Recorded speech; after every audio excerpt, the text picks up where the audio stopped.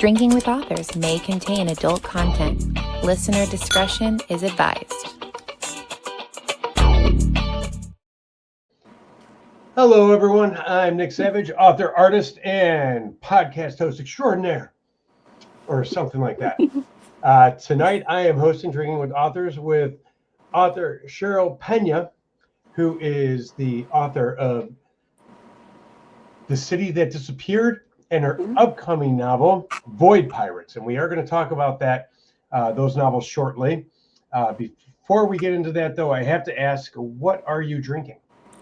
I bought, I was going to do chamomile, but I've got hibiscus ginger orange tea because that's what I had handy. It's, yeah, it's a local grocery store blend, but yeah. No, tea is good. I like my tea tonight. I'm drinking Sam's Club 0-calorie soda because it's delicious and only $1 for 2 liters. So I'm like, I love it. I almost said 2 gallons. That'd be a lot. That would be. That would be a lot. And before I forgot, I do have to shout out to our sponsor, Four Horsemen Publications. Without them, I would just be talking to myself. But that said, tell us about The City That Disappeared. The City That Disappeared is actually a story. I had the title actually years and years ago. I think it was, I don't know, maybe my early 20s. And I didn't know what to do with it. So I just hung on to it for years. And the only thing I knew was that I wanted to have an Earth city built on a foreign planet, and then of course, it either disappears or not, one or the other. But I didn't really know how, what was going to actually happen to it, if it was going to be political or whether it was actually going to go away or what. So years and years later, cut now to age, 50 or 51, and I had a nightmare that gave me the conclusion, and I'm like, yes, this is perfect for that story, and I finally got to write it. So yeah, so it was like I don't know, there's the city, of course, built on another planet, and then they transmit to Earth daily for 10 years, and then one day they don't get the transmission, and Earth launches an investigation. One of the analysts who discovered this is heading the team, and she goes to the site of the city, and nothing goes as planned. Nothing at all. Well, that doesn't sound boring by any means. So that's always, I guess, good when writing a novel. But you have won an award, and if I can read properly, which is hard for me sometimes, the Literary Titan Book Awards, you won gold. Yeah. For your novella, The House of Wynne Lift. Yes. Give me some lowdown on that.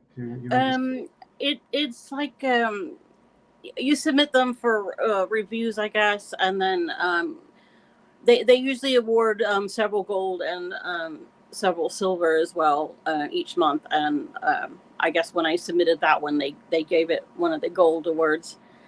And then I also got honorable mention in 2022 Indies Today Awards. So it's the same novella. And I don't know if this is true, but I heard they don't usually give it to novellas, so I'm just glad to be singled out at all, But that one was not sci-fi. I usually write sci-fi, but that's the only one I have that's not sci-fi. Is there a reason that you don't write in that genre anymore, or is it just kind of an idea you had and left it at that? Yeah, I think it was just an idea I had. I had I don't even remember exactly if it was a dream or if it was something else, but I just woke up from this nap 30 years ago and thought, I had the title in my head and I had a basic concept. And so then I just kind of wasn't going to publish it or anything. I just kind of played with it for years and years off and on. And I don't know. I honestly don't know I always loved sci-fi. It was always my favorite, but for some reason that one idea wasn't really sci-fi. But it was, I don't know. I guess if you read it, you can kind of see where, maybe there's some ideas that are maybe not quite as, well-grounded, maybe as, other. So it's kind of not really speculative, but I mean, you can kind of see it heading in that direction, maybe. So, but No. you know.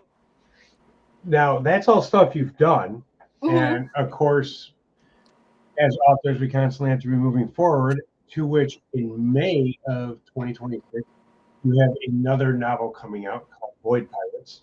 Yes, and that one really surprised me because I've been working on the series for a while, and I had a I don't know, I was kind of polishing I had some beta reader feedback, and I was polishing it, and I got my first full request on book one, and I was shocked because I'm like, oh my god, and I was so excited to send them everything that they asked for. And it was a series of five. I think I only had the first four completed at the time.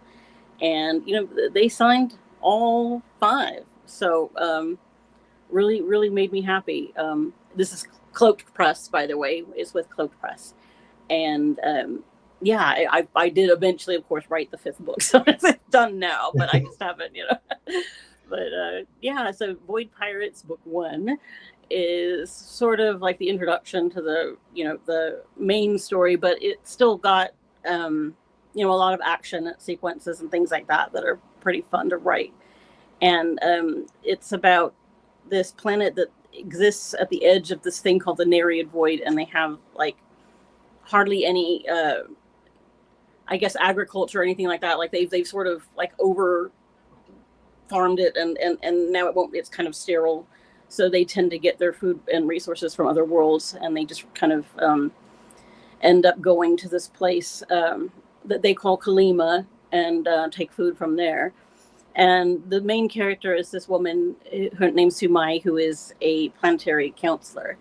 And she's tasked with going to this other planet called Bataan, but the ship is kind of redirected, like it's attacked and redirected to Kalima. And then that's when she starts to discover that maybe some of the things she was told about not just Kalima, but everything else, not accurate. So, yeah. And she kind of ends up going on this kind of, discovery mode, learning about herself as well as, I guess, not just Kalima, but, everything about her world that she's from. Very nice. Now, you are drinking tea right now, but in your in the email, you have a 4-word sentence. I had to count the words in my head real quick. And it said, tacos and coffee forever. Yeah. So, and it said cafe au lait though in parentheses. So, oh yeah. So have you been to New Orleans? Yes. And so you've had a proper cafe au lait down somewhere in there. Well, when I was there last, I think I was 16 years old, so not really drinking coffee at the time. But, no, I was 17 actually. I forgot. Yeah, because we had the puppy, and the puppy was I got when I was 17. So yeah, I was 17, not drinking coffee. But you like cafe au laits. I do, yeah. If you ever get back to New Orleans, have a cafe au lait down there. Oh, yeah. Honestly, they taste the same as a properly made cafe au lait anywhere else, but you can say you had one in New Orleans. Well, yeah, and definitely some beignets as well. I mean, like proper beignets, because we went to a Cajun restaurant, but we didn't get the beignets. We just got. We were only there for a day, and then we came back. So long drive. It's funny because I've talked with people who live down there, and they're about the beignets, and they kind of split into 3 separate groups. If they're not from New Orleans proper, they don't like any of the beignets you can find in New Orleans. Oh, wow. And they're like, those are too commercialized. And then you have the others that are like Café du Monde beignets and then other beignets. And I am a fan of Café beignets, but last time I was there, they only had the one location. Now I think there's like 3 or 4. So neat. Okay. I can't say if they're still the same or not. But a good beignet is very hard to make properly. Yeah, I can see that. I mean, for sure. I mean, yeah. Like when I've had French food outside of France, like for example, it's not usually quite as good. I mean, the Americanized version is usually a little not really like bland exactly, but it's just not quite as I don't even know how to explain it exactly. Like if I have like say a French dessert here in the United States, it's usually really sweet compared to what they have over there. It's not sweet hardly at all. European desserts are far less sweet. And I don't want to say they're thick, but they're more mild in terms of the sweetness. Like I find a lot of American desserts are just, here's a bunch of sugar. Yeah, and it's not that I don't like some of those too, but like like the aforementioned beignets, but Yeah. But yeah, I don't know. I just think that like if I have like Tex-Mex, for example, outside of Texas, I don't usually like it either. So I don't know. It's commercialized. Once Yeah. you get outside of the region the food originates in, it becomes commercialized, which means it has to be palatable to the masses, which generally means for desserts adding more sugar, and for other foods making them all kind of taste the same. Yeah, I think that's really it, because it's like they try to make it too I don't know, like not as spicy for one thing, because I think most people don't really want it quite as spicy here, but I don't know. I feel like maybe if they became acclimated to it, they would like it. I don't know. Are you a spicy person? I honestly can't even tell you, because when I eat peppers and things, I don't actually get the burn like other people do. Ooh. So I really have no idea. I like it normally. I like foods that have lots of seasonings and spices and things, but as far as a burn, I have no idea. I don't really. I'm interesting. Weird. No. You're kind of a part bird. Birds are immune to the irritating effects of the capsaicin, which is what causes the spicy sensation. Yeah. And I have this capsaicin cream I'm using on nerve pain, and they told me it would feel warm. It's just cream. Honestly, I can't tell the difference at all, but it might be doing something, but I just don't feel it. Like I feel the warming. Well, I hope it helps. I definitely hope it helps. I hope so. So to the other half of that sentence, you said tacos, and everybody loves a good taco. Oh yeah. Yeah. Do you have a favorite taco place or a favorite taco ingredient or topping or something that draws you to a okay, so probably there's a couple, because I like if I'm gonna go for lunch or something, then I usually want puffy tacos with picadillo, and I'm just one of my favorites. And then if I want I don't know, I guess breakfast, then it's usually gonna be a barbacoa, or else maybe a potato and egg. And there's this local chain called Chacho's that I used to go to, but I don't live there, like in that area of town anymore, so I don't really get to go there. But as far as the puffy tacos, I'm trying to remember where. Usually Los Barrios or maybe Rosario's, but those are kind of the popular ones. But I haven't really been able to try that many others, because there's some in this neighborhood where I live now, but I don't know. I just, they're kind of bland, so I don't really like them as much. I understand that, and you have to find the places that have the good flavor. And I'm all for supporting. I am all for supporting small businesses, but the businesses have to be giving out a good product. Yeah. And if it's not something you're enjoying, then let the people who enjoy it support them.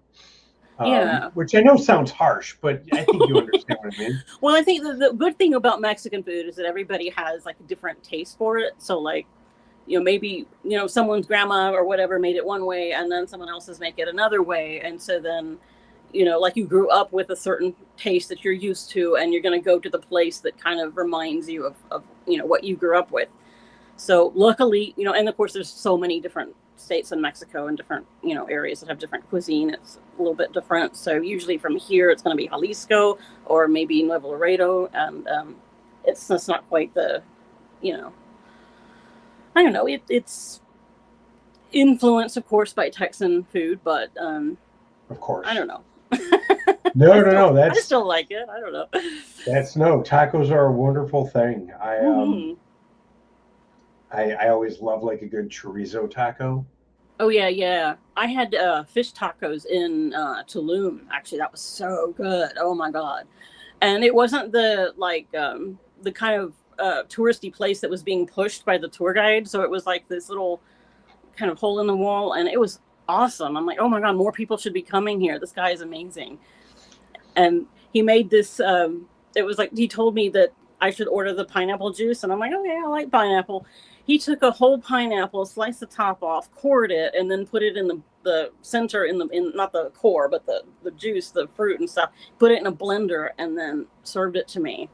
And I'm like, oh my god, this is the best pineapple juice ever. You were so right, dude. It was Just amazing. a whole pineapple in a glass. Yeah. Well, he had to put some of it in the center of the pineapple, and then he had there were like flowers, like it was decoration and everything. It was pretty. I took a photo because it was so pretty, and then I mean, we tipped him well because he was so nice, and he took a photo of us and everything. He was just like so friendly, and we loved it. It was just amazing. And then I feel like sometimes people can be a little harsh with them. I mean, they're just trying to make a living, obviously, so. Like they don't always expect tips, but it's nice to do it if you can. And oh yeah.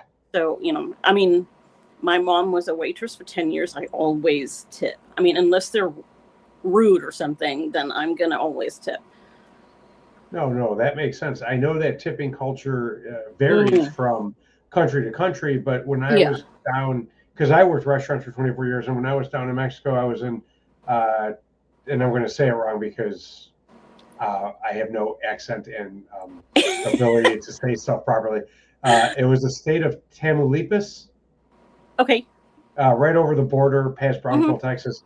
I was eating at a restaurant, and it was great. And since the money exchange is so good there, I was like, here's a 30% tip, because that's like $5 for me. And I don't, it was like, whatever. And so I was like, this is great. And he appreciated it. But, take care of people. It's, it's nice to be nice. Yeah. I mean, I'm pretty sure I don't always succeed at that, but I do try. No.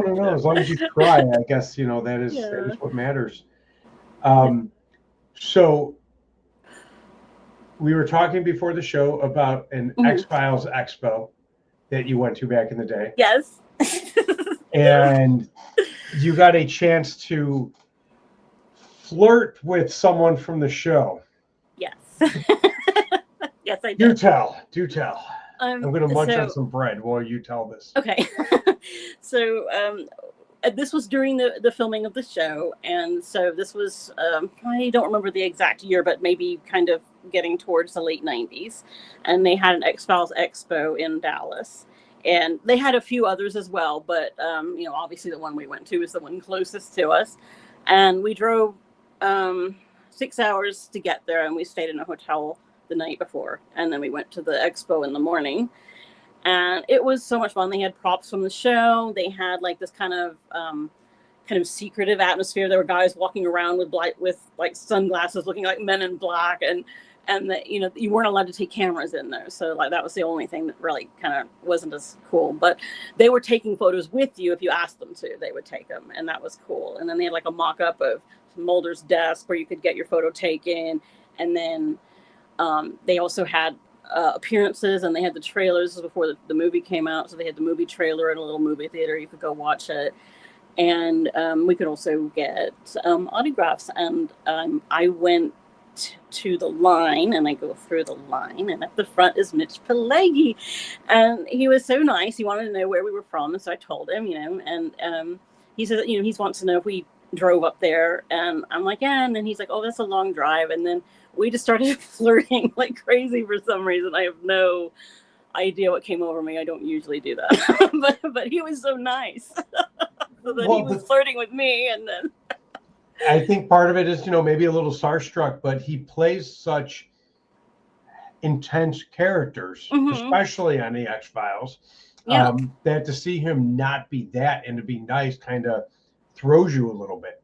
Yeah, I think that was part of it. And then, he's also from Texas. So I think he's originally from Austin area. So he knew the distance involved that we had driven. So so that was kind of cool, and then the security is behind him telling me to kind of move along. And so I'm like trying to kind of scoot along.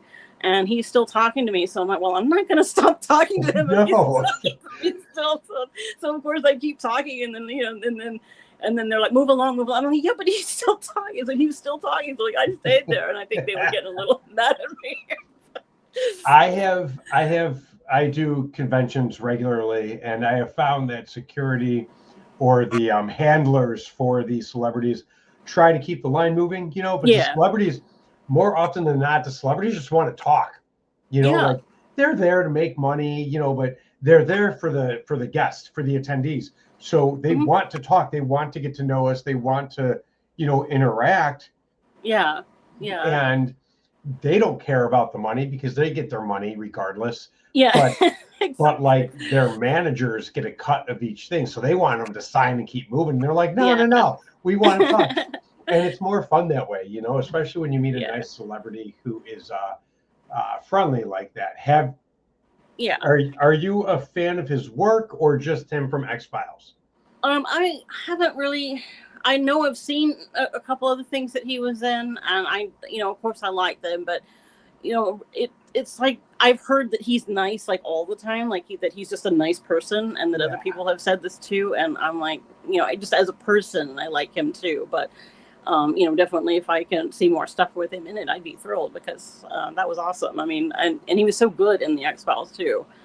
I mean, that one line in particular where I don't know if I can repeat it on here, but yeah, that one line where he's talking to the cigarette smoking man, was just awesome. And then he did a little like thing on stage where he was talking to the crowd, and somebody asked him to say that line, and he just starts laughing, but he did say it.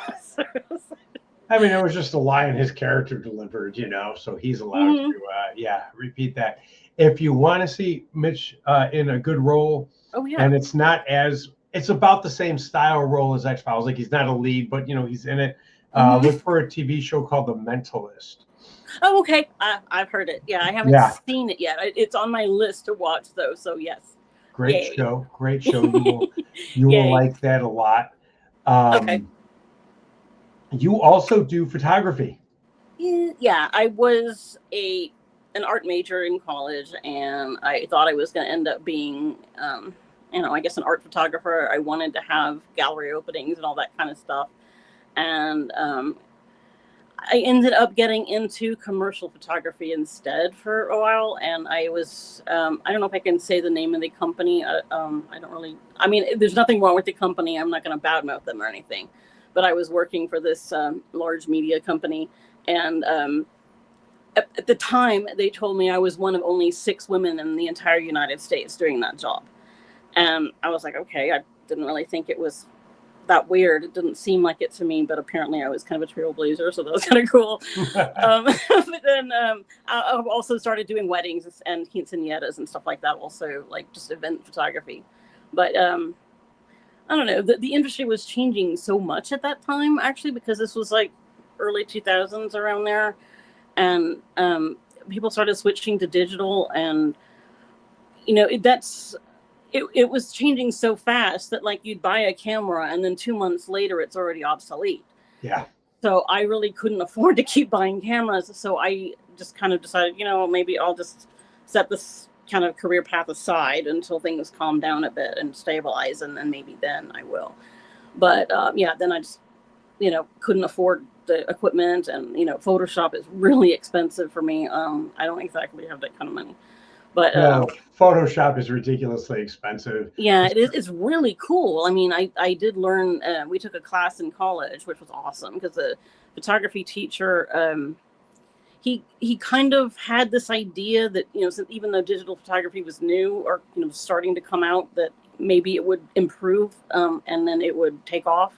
And he didn't want us to be left behind, so he taught a Photoshop class, and I'm like, thank you, because that's amazing of him, and he was a great teacher. Honestly, I love him, and he was awesome, and so yeah, I know what it can do, and it can probably do a lot more than I even realize it can do. I mean, if you can imagine it, it can do it. Yeah. but it is pricey. I mean, especially for someone who doesn't have a lot of disposable income, I guess it's a little pricey. But no, I understand. Like back in the day, you bought Mhm. Photoshop and it was like $500, but you owned it, and then you just got updates and you paid for the yeah, updates. well, even Now, 500 for me was too. oh no, that's way too much money. Yeah. Yeah. But now it's a subscription each month. You can't just own it. Yeah. You can't just pay a one-time fee and own it. You have to like, I think if you just want Photoshop, it's like $40 a month or something like that. Yeah, I can't remember. I know I looked at it, but I don't remember. Yeah. It was still pricey. So I'm a big fan of GIMP, which is like a generic open source, Photoshop type thing.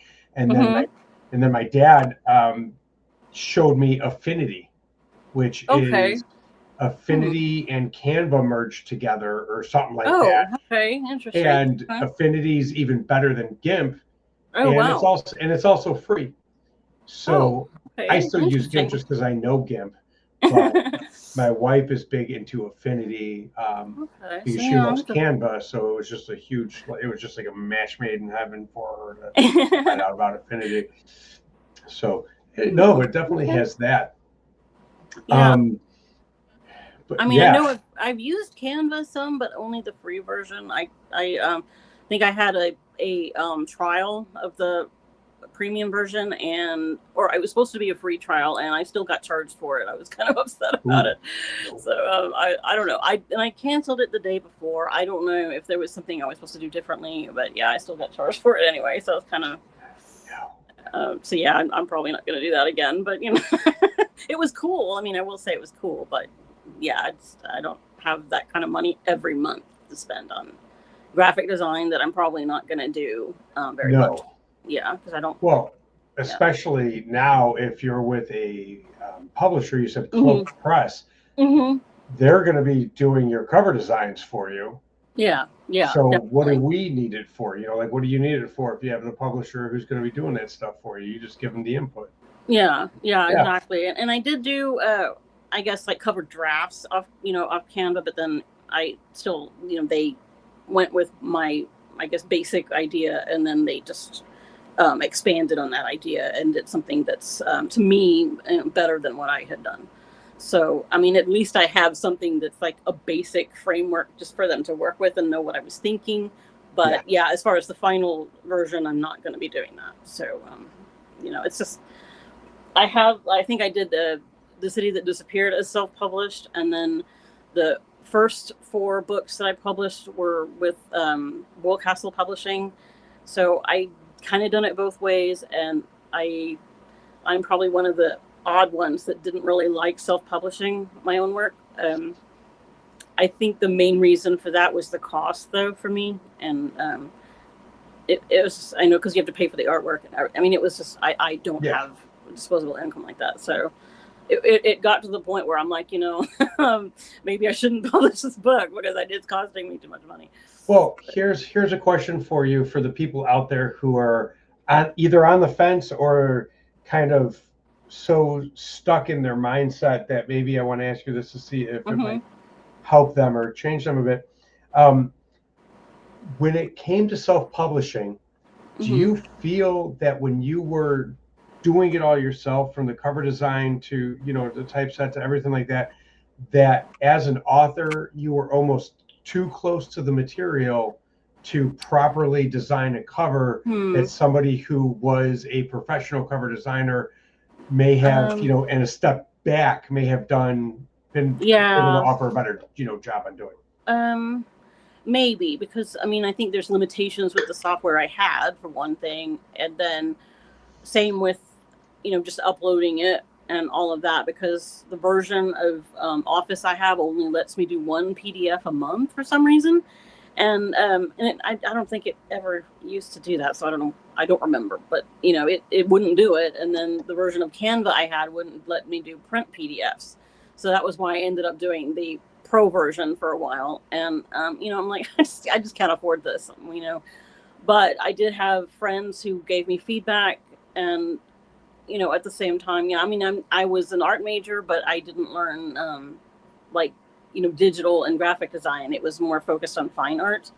And so it's not quite the same aesthetic. So I think maybe a pro designer would have been better. I mean, for me, I just think it would be, I mean, I just couldn't afford it, but I mean, obviously that's my preference. And same with the editing and all of that. I'd obviously prefer to have somebody else look at it besides me, and not just, like beta readers, but, somebody who understands modern publishing trends that I may not be aware of.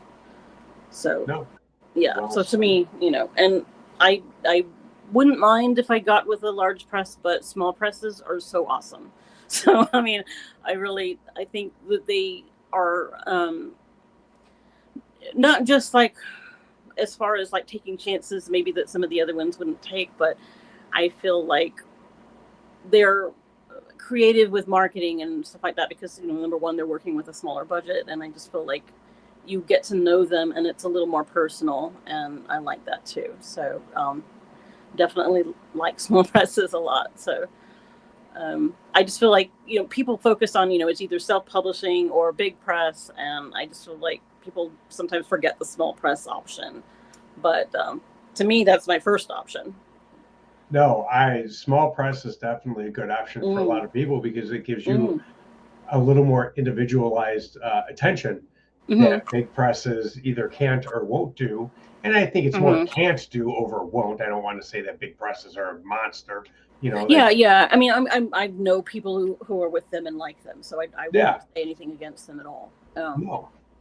But I think small press is definitely a good way to go. And I think I personally think being able to step away from your work and letting someone else who is an expert in that particular area of the industry come in and design a cover, design the typeset, gives it a look that the author might not be able to do themselves for the most part. Yeah, and then most of the time, of course, they've read your book already too, so they have maybe a different insight into the manuscript than you might have. Like, they might catch themes and things that you didn't notice yourself when you were writing it. So I mean, I definitely think it's well worth it to, and then obviously if they're legitimate, you're still not paying anything up front, so what is it gonna cost you except maybe some time to put together a query package, and that's it. So exactly, there's nothing to lose in my opinion. Maybe a little time because you have to wait. Sometimes, I mean, it's not I don't know.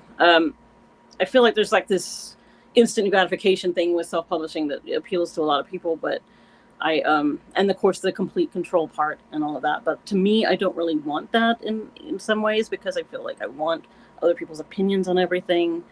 And I don't think that my opinion is definitely the only way to go. So,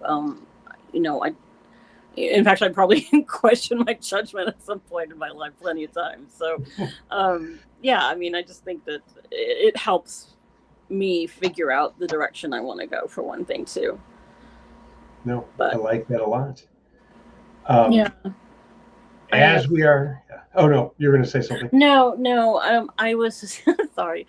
I was just going to shout out Cloak Press again because they've been really great so far, and I haven't actually had the book come out, but they've been very communicative, and they reach out and give you updates and stuff, and they also have like social media stuff that you're able to like keep in contact with them and chat with them. So they've been very, very open, and you're easily able to reach them, which is great. So I just so far it's been great, and I'm looking forward to actually publishing the series and seeing what happens with it. Well, on the subject of Cloaked Press and where we can find you, give me the 411 on everywhere we can find you, find your publishers, socials, websites, all that stuff. Okay, so I have definitely I have a blog. It's trying to remember what the actual thing is. It's CherylJPeña.wordpress.com because I couldn't afford the domain anymore. And then I'm on Threads mostly, and that would be fr.lutece, which is Lutece. It's an old name for Paris, France. So I'm there, and I'm also on Instagram, same username, and I'm on Facebook at Cheryl Peña Writes Books, and that's my username there. I didn't really like that one, but the other ones were all taken. So, but everything I tried was taken. I'm like, all right, I guess I'm stuck with this. But I probably will be, I don't know, maybe trying new usernames on social media at some point, because I feel like fr.lutess is a little, I don't know, enigmatic. Maybe people don't know why I'm using that. It's just because I visited Paris a long time ago and liked it. So I don't know. I might change it, but I'm not sure. Stay true to yourself. And does Cloaks, where can we find your books? They're going to be okay. So the old ones are on Amazon. They're at Barnes and Noble. I think most places you can get them at Indigo, Waterstones. Trying to think where else. I know I've seen them Kobo, Apple Books, Thrift Books. I don't know. It's most places. I just can't really remember the whole list. But yeah, they're most places. And then I think you can get some of them off the, at least ebooks, you can get them off the World Castle publishing website. And then as far as The City That Disappeared and its sequel, same thing most places except not World Castle. But then Boy Pirates, I don't, I know they're going to have links on the Cloaked Press website, but then I always put them on my website also. So as soon as they're available, I will have links on there. So very nice. And then before we wrap it up for the day, I always like to ask, what advice would you have for aspiring or new authors? Definitely read. And I wouldn't say like only read in one genre, although it's useful to read in the genre you want to write in, but definitely read outside of that so you can, I guess, not just have an eye on what happens with your genre, but what other things are possible. If you're thinking you want to maybe cross genres or something like that, you need to know what the trends are in those as well. Also, do your research. It's like so important, because you don't want to be prey to scams or anything like that. And there's so many of them. And like there's plenty of resources out there with like Writer Beware and others that will help you be able to determine what's normal in publishing and what's not. And I found some resources on the site called Agent Query. I don't remember the actual email, if it's agentquery.com or if it's something else, but they had information about contract clauses and things like that too. So it wasn't just about agents. And it was just useful to be able to determine what's normal. And they did kind of break it down a little bit as far as what's normal and what you'll probably be able to get and whether it's a warning sign or not. So I would say that was probably a good place to go to, just for research purposes, even if you don't want an agent. But that you mainly read, and then do your research, be knowledgeable, so you will know when someone is pulling your leg. But that's probably the biggest things, as far as I'm concerned. No, that is good advice right there for them. It's a lot better than my advice of just don't do it. I think that probably most people have a book in them and they don't even always necessarily realize it. But like my friend, she gave me an idea for a book, and I don't know that I'm as close to it as she is. So I feel like it wouldn't hurt her to just explore the idea and write it herself, because then she might be able to bring something to it that I wouldn't. And who knows? I mean, somebody would be interested in it. I mean, somebody's interested in most things, and it doesn't necessarily have to be like this award-winning novel for it to be worthwhile, in my opinion, because people like different things. And some of my favorite movies never won any awards at all. It does not mean they're not good. So, I mean, it's just, personal preference, and, who's to say what's actually wrong or not as far as that goes. So somebody is going to like it, and it's, who knows what maybe you'll influence them to do something as far as, reaching out for, their dreams and doing something that they never thought they were going to do. So I like that. I like that a lot. Reach for your dreams. Yeah, definitely. Yeah. Definitely. No, I want to thank you, Cheryl Peña. I had to practice that in my head because my Chicago always wants to say it wrong. So I will say I don't actually speak Spanish very well at all, so I'm not really the person to ask. I know how I pronounce it. That is okay. I study many languages. I can read them far better than I can write them because accents are just horrible. Like where I grew up in Chicago, my Spanish accent is very Okay. It sounds like I'm making, all my accents just sound like I'm making fun of whatever language I'm trying to speak. So I'm very shy about speaking them. Yeah. Because it's not, unless you know me and know why I have that accent when doing those languages, you're like, you're just like, dude, no.